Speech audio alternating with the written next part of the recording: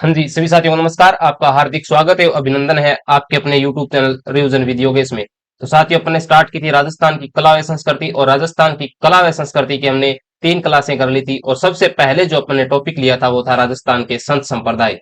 राजस्थान के जो संत संप्रदाय हैं, ये प्रत्येक कॉम्पिटिटिव एग्जाम के अंदर इनमें से कम 2 क्वेश्चन पूछे जाते हैं।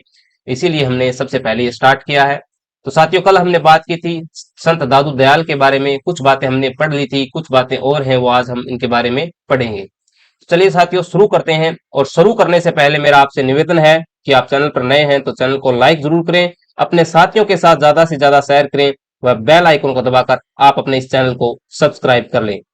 चलिए साथियों, करते हैं शुरू दादू दयाल की। दादू दयाल के बारे में मैं कल की क्लास का थोड़ा रिव्यू करा देता हूं आपको। कि कल मैंने आपको बताया कि दादू दयाल जी का जो जन्म है अहमदाबाद गुजरात के अंदर हुआ था, साबरमती नदी के किनारे। तो ये एक संदूक में मिले थे लोधीराम सारस्वत को।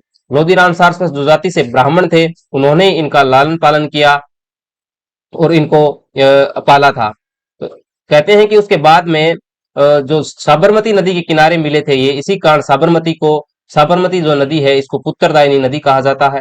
उसके बाद के अंदर दादू दयाल जैसे ही बड़े होते हैं, उसके बाद में ये राजस्थान के अंदर आते हैं, और राजस्थान के संदर्भ में हम इनको पढ़ रहे हैं कि इन्होंने अपने कौन से पंथ की स्थापना की। तो दादू पंथ की स्थापना की थी राजस्थान में आकर। अपने सर्वप्रथम उपदेश कहाँ दिए और सबसे पहले कहाँ आए थे। तो मैंने आपको बताया कि ये 1544 में इनका जन्म होता है, और 1568 ईस्वी के अंदर ये सर्वप्रथम राजस्थान में आते हैं। राजस्थान के सांबर में आते हैं। यही पूछा जाता है कि सर्वप्रथम राजस्थान में कहां पर दादू दयाल आए थे। सांबर में आए थे, और सबसे पहला उपदेश है वो सांबर में दिया था 1568 ईस्वी के अंदर।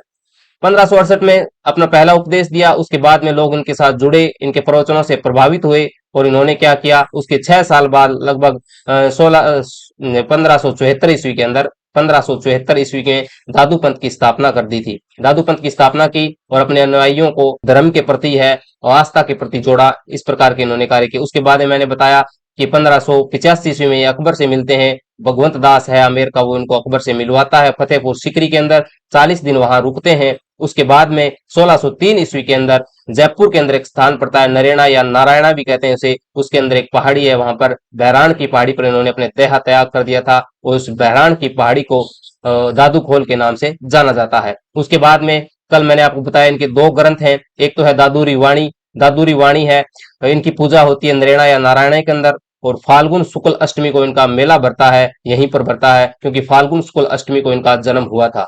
इसके बाद में मैंने एक ग्रंथ और बताया इनका, कायावेली था। इनका एक ग्रंथ और है कायावेली। उसके बाद हम आगे आप चर्चा करेंगे आज की क्लास में। तो आज अपन पढ़ते हैं कि उससे आगे क्या था। उसके बाद में हम बात करते हैं कि दादू संप्रदाय की जो प्रमुख पीठ है वो कौन सी है। दादू संप्रदाय की प्रमुख पीठ, यहीं से क्वेश्चन पूछा जाता है। प्रत्येक एग्जाम के अंदर ये क्वेश्चन मिल जाता है हमें कि दादू संप्रदाय की प्रमुख पीठ कहाँ पे है। तो दादू संप्रदाय की जो प्रमुख पीठ है वो कहाँ पे है, यानी दादू संप्रदाय की प्रमुख पीठ। दादू संप्रदाय की प्रमुख पीठ की अपन बात करें तो इनकी जो प्रमुख पीठ है वो नरेना में है, क्योंकि नरेना में इन्होंने अपना देह त्याग किया था। इसी नरेना को नारायणा भी कहते हैं। नारायणा कहाँ पे पड़ता है, ये जयपुर के अंदर है। कहाँ पे है, जयपुर के। और इसी को दादू खोल के नाम से जाना जाता है, जो कि दादू संप्रदाय की प्रमुख पीठ है।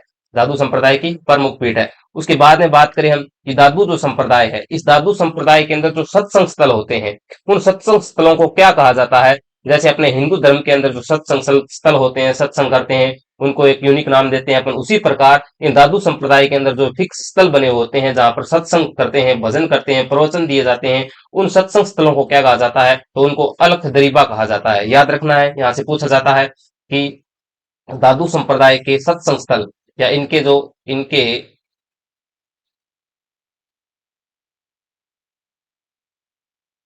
सत्संग स्थल सत्संग स्थल है वो अलख दरीफा कहलाते हैं। क्या कहलाते हैं, अलख दरीबा। प्रत्येक लाइन के अंदर क्वेश्चन बनता है साथियों, यहाँ से क्वेश्चन बना हुआ भी है, ये क्वेश्चन पूछा भी गया है कि दादू पंथ है या दादू संप्रदाय के जो सत्संग स्थल हैं वो क्या कहलाते हैं, अलख दरीबा कहलाते हैं।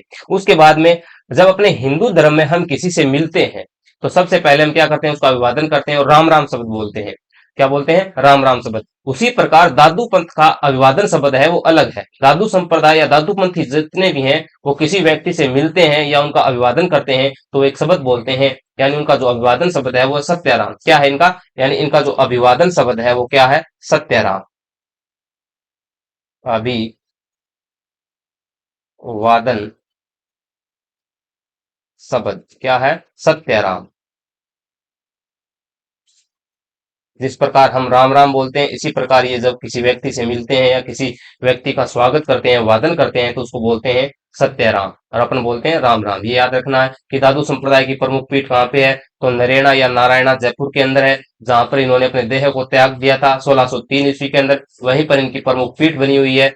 और वहीं पर फाल्गुन शुक्ल अष्टमी को, जब इनका जन्म हुआ था फाल्गुन शुक्ल अष्टमी को, इसी दिन यहाँ पर क्या बढ़ता है, मेला बढ़ता है। और इनका जो ग्रंथ है दादुरी वाणी, उसकी पूजा भी यहीं पे होती है। ये बातें अपन को याद रखनी है। उसके बाद में इनके जो सत्संग स्थल होते हैं वो अलख दरीबा कहलाते हैं। और इनका जो अभिवादन शब्द है वह है सत्याराम। क्या है, सत्याराम।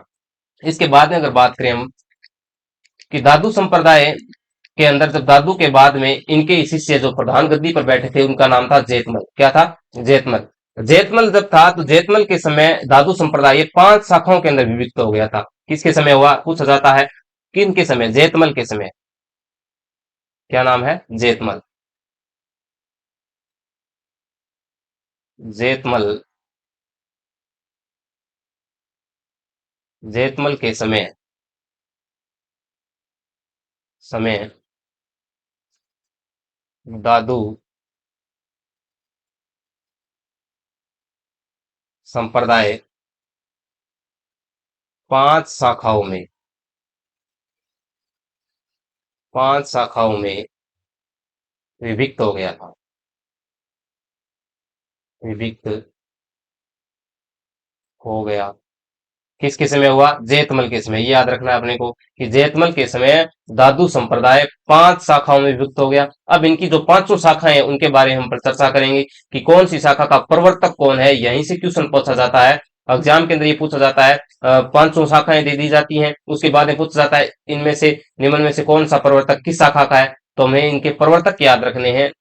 तो सबसे पहले जो इनकी शाखा हुई है उसका नाम है खालसा शाखा। क्या है, पहली शाखा है उसका नाम है खालसा शाखा।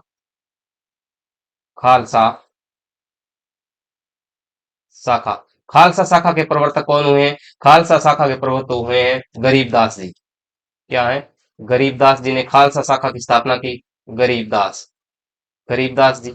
गरीबदास जी याद रखना अपना, जो खाली हाथ होते हैं वो क्या होते हैं, गरीब ही होते हैं। तो इसको ऐसे याद कर सकते हैं हम, खालसा, खालसा से गरीबदास जी, यानी खाली हाथ होते हैं वो गरीब होते हैं। तो खालसा शाखा की जो प्रवर्तक हैं या खालसा शाखा की स्थापना किसने की थी, तो गरीबदास जी ने की थी।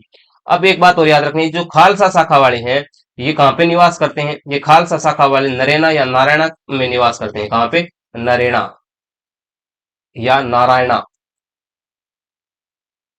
नारायणा में ही निवास करते हैं। निवास करते हैं, ठीक है साहब। दूसरी शाखा की बात करें, दूसरी जो शाखा है इनकी वो है नागा शाखा। कौन सी शाखा है, नागा शाखा। अब नागा शाखा कौन सी है, नागा शाखा की अपन बात करें कि नागा शाखा कौन सी है, तो नागा शाखा जो अपने शरीर पर वस्त्र नहीं पहनते, यानी निर्वस्त्र रहते हैं। क्या करते हैं ये, निर्वस्त्र रहते हैं। और इनका जो प्रवर्तक है या इस नागा शाखा की जो स्थापना की थी उनका नाम है सुंदरदास जी। क्या नाम है, सुंदरदास जी, याद रखना है, सुंदर दास जी। कौन है, सुंदरदास जी। इनके जो प्रवर्तक हैं वो कौन है, सुंदरदास जी। क्योंकि नागा शाखा या निवस्त्र होता है वो सुंदर थोड़े लगता है, सुंदर नहीं लगता, इसलिए इसको इससे याद रख सकते हैं। नागा शाखा का प्रवर्तक कौन है, सुंदरदास जी। यानी जो निवस्त्र होते हैं वो सुंदर नहीं लगते, तो नागा शाखा का प्रवर्तक सुंदरदास जी हैं। सुंदरदास जी के बारे में कुछ बातें और बताऊं मैं आपको। तो सुंदरदास जी के बारे में कहा जाता है कि जो सुंदरदास जी थे, ये सुंदरदास जी शस्त्रधारी साधु थे, यानी शस्त्रधारी संत थे। ये शस्त्र रखा करते थे, शस्त्रधारी संत थे। शस्त्रधारी संत थे, ये शस्त्र रखा करते थे। लेकिन क्या हुआ कि जय सिंह जब राजा था, यानी जय सिंह ने क्या किया, स्वाई जय सिंह ने स्वाई जय सिंह ने, स्वाई जय सिंह ने इनके शस्त्र रखने पर, शस्त्र रखने पर रोक लगाती थी।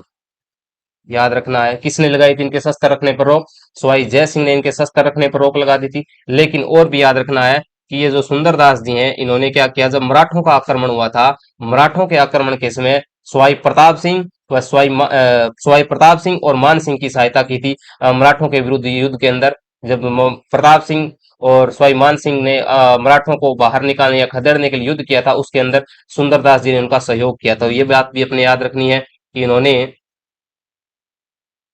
इन्होंने मराठा आक्रमण के समय, मराठा आक्रमण के समय स्वाई प्रताप सिंह, स्वाई प्रताप सिंह व मान सिंह की सहायता की थी, मान सिंह की सहायता की थी। ये बातें याद रखनी है। पहली शाखा कौन सी है? पहली शाखा मैंने बताई आपको कौन सी है, खालसा शाखा। खालसा शाखा के प्रवर्तक कौन है? तो गरीबदास जी हैं। दूसरी शाखा है नागा शाखा, और नागा शाखा के प्रवर्तक कौन है? सुंदरदास जी हैं। अब तीसरी शाखा अपन बात करते हैं, वो आती है इनकी उत्तरादेय, उत्तरादेय या स्तनधारी। तीसरी शाखा है वो है उत्तरादेय। कौन सी शाखा है? उत्तरादेय या स्तनधारी, उत्तरादेय या इन्हीं को कहते हैं स्तनधारी,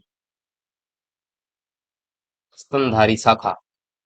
उत्तरादेय या स्तनधारी शाखा के प्रवर्तक कौन है? तो ये अपन को याद रखना है, उत्तरादेय स्तनधारी शाखा के प्रवर्तक हैं बनवारी दास जी। क्या नाम है इनका? बनवारी दास, बनवारी दास, बनवारी दास जी हैं इसकी शाखा के प्रवर्तक। और ये दादू संप्रदाय के वे संत हैं जिन्होंने, यानी उत्तरादेय व स्तनधारी वे संत थे दादू संप्रदाय के, जिन्होंने उत्तर भारत में जाकर, उत्तर भारत में दादू पंथ के जो प्रवचन थे, उनके जो उपदेश थे, उनको प्रसारित किया था। तो इसमें याद रखना है कि दादू संप्रदाय की कौन सी शाखा के संतों ने, तो उत्तरादेय या स्तनधारी शाखा थी, उसके जो संत हुए हैं या उनके जो साधु हैं, उन्होंने क्या किया, उत्तर भारत में जाकर दादू पंथ के जो उपदेश थे, उनके जो प्रवर्तन थे, उनको प्रसारित किया था। तो इसमें अपने को एक बात याद और रखनी है कि ये वे संत हैं, यानी दादू संप्रदाय, दादू संप्रदाय के वे साधु थे, वे साधु थे जिन्होंने, जिन्होंने उत्तर भारत में, कहाँ पे? उत्तर भारत में, उत्तर भारत में दादू, दादू के उपदेशों का प्रचार प्रसार किया, दादू के उपदेशों का प्रचार प्रसार किया था। उत्तरादेय स्तनधारी, तीन शाखाएं हो गई। मेनली तो अपन को याद रखना है इसके प्रवर्तक कौन है। पहली शाखा नागा शाखा के प्रवर्तक कौन? सुंदरदास जी। खालसा शाखा के प्रवर्तक कौन? गरीबदास जी। उत्तरादेय शाखा या स्तनधारी शाखा के प्रवर्तक कौन? बनवारी दास जी। अब बात करते हैं इनकी चौथी शाखा की। जो इनकी चौथी शाखा है वो है अपने, चौथी शाखा है इनकी वो है खाकी, खाकी शाखा। अब खाकी शाखा के बारे में अपने को एक बात याद रखनी है कि ये क्या करते हैं, खाकी शाखा वाले लंबी जटाएं रखते हैं। अगली जो शाखा है अपने वो कौन सी है? खाकी शाखा।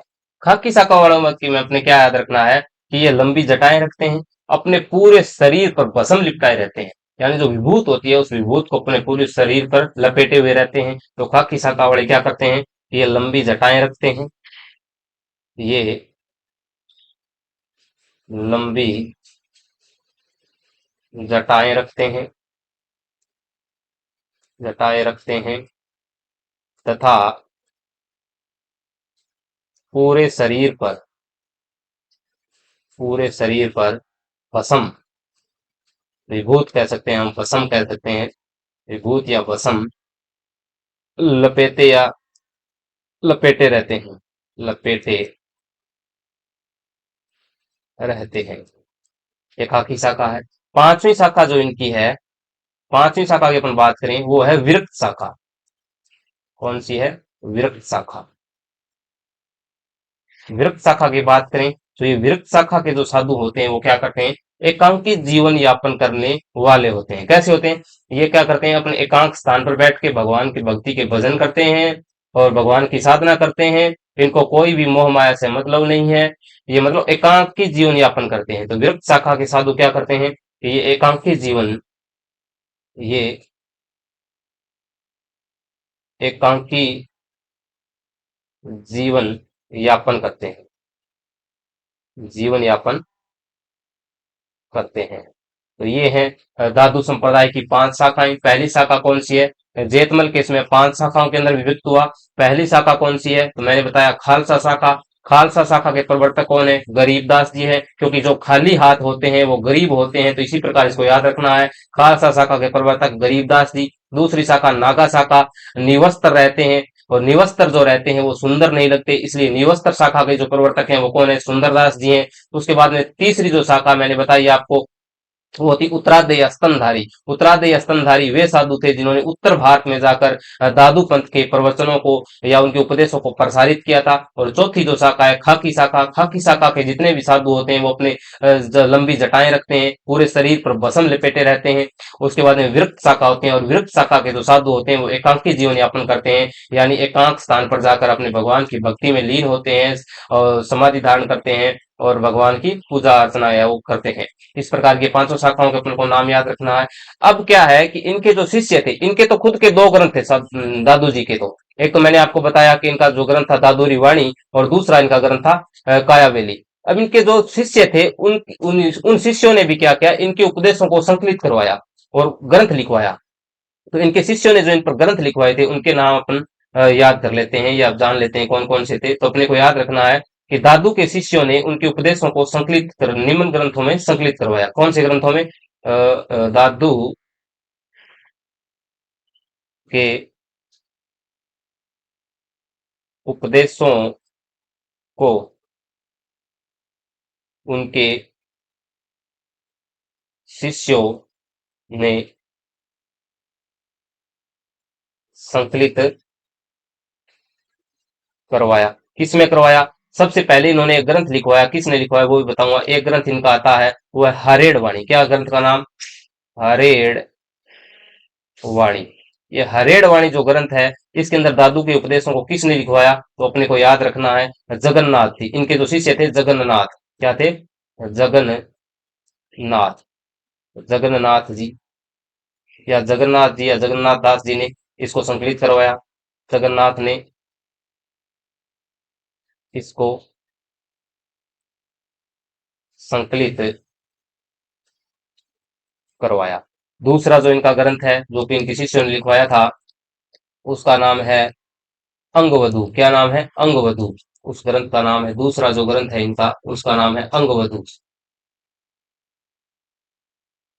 अंगवधु। इस अंगवधु को जो संकलित करवाया था इनके एक बेहतरीन शिष्य हुए जिनका नाम है रज्जब जी। क्या है? रज्जब जी ने, रज्जब जी ने रजब जी ने संकलित करवाया। ये नाम याद रखने हैं अपने को। कौन सा ग्रंथ किसने संकलित करवाया या किस पंथ से संबंधित है? तो दादू से संबंधित हमें चार ही ग्रंथ याद रखने हैं। पहला ग्रंथ दादू खुद के दो ग्रंथ हैं, दादू रिवाणी और एक कायावेली है। उसके बाद में इनके शिष्यों ने इनके दो ग्रंथ और लिखवाए। एक का नाम हरेड़ वाणी है जो कि इनके शिष्य जगन्नाथ ने संकलित करवाया, और दूसरा जो ग्रंथ है वो है अंगवधु जो इनके शिष्य रजब जी ने संकलित करवाया था। किसने करवाया था? रजब जी ने संकलित करवाया था। ये बातें अपन को याद रखनी है। इसके बाद में जो क्वेश्चन पूछा जाता है जहां से वो पूछा जाता है इनके जो पंच तीर्थ हैं, यानी कि मुख्य तीर्थ कौन कौन से हैं राजस्थान के अंदर, उनके बारे में पूछा जाता है। तो इनके राजस्थान के अंदर कुल 5 तीर्थ हैं। 5 स्थान है जहां पर इनकी पूजा अर्चना होती है। मुख्य 5 स्थान है, तो अपन को उनको याद रखना है। तो वो पांचों स्थान क्या कहलाते हैं राजस्थान के? धातु पंथ के क्या कहलाते हैं? पंच तीर्थ कहलाते हैं। उनकी बात करते हैं। तो धातु संप्रदाय के पंच तीर्थ क्या याद रखना है अपने को? दादू संप्रदाय के पंच तीर्थ। पंच तीर्थ कौन कौन से हैं? सबसे पहला अपने को याद रखना है, एक तो मैंने आपको बताया था सबसे पहले कहां पर आए थे? सांबर के अंदर। सांबर है कहां पर पड़ता है? जयपुर के अंदर। कहां पे है? जयपुर में। दूसरा इनका कौन सा है? नरेना। कौन सा है? नरेना या नारायणा। नारायणा। ये मुख्य जो पीठ है इनकी दादू संप्रदाय की, वो कहां पे है? ये भी जयपुर के अंदर है। तीसरा जो इनका है पंच तीर्थों में आता है वो है आपका आमेर। आमेर। आमेर जयपुर, ये भी याद रखना है। और चौथी जो इनकी पीठ है वो है आमेर। और उसके बाद में बहराण। कौन सी है? बहराण की पहाड़ी, जहां पर इन्होंने अपने देह को त्याग किया था। ये भी कहां पर है? नरेना या नारायणा जयपुर के अंदर है। बहराण जयपुर के अंदर। पांचवा जो इनका तीर्थ आता है वो आता है कल्याणपुरा। कौन सा है? कल्याणपुरा।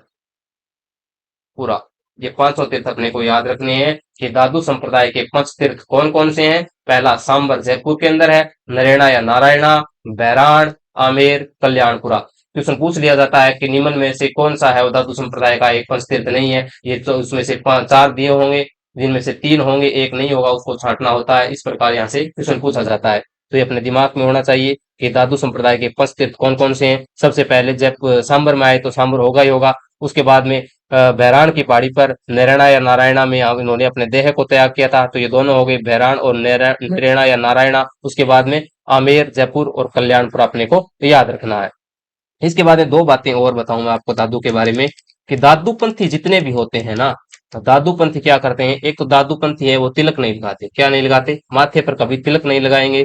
तिलक नहीं लगाएंगे। दूसरा काम क्या नहीं करेंगे? चोरी नहीं करते ये कभी। या एक तो ये अपने माथे पर तिलक नहीं लगाते, दूसरा ये चोरी नहीं करते। कि दादू पंथी, दादू पंथी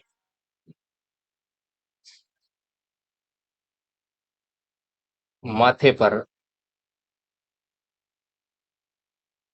कभी भी तिलक नहीं लगाते। क्या नहीं करते? तिलक नहीं लगाते। तिलक नहीं लगाते हैं। एक बात तो याद करनी। दूसरा, ये चोरी नहीं करते। चोरी वर्जित है भाई, इनमें चोरी नहीं करते ये। चोरी नहीं करते हैं।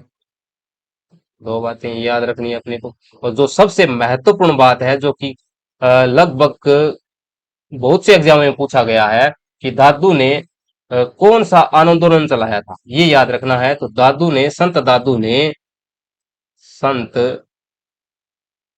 दादू ने निपक आंदोलन चलाया था। कौन सा? निपक, ये याद रखना है भाई। निपक।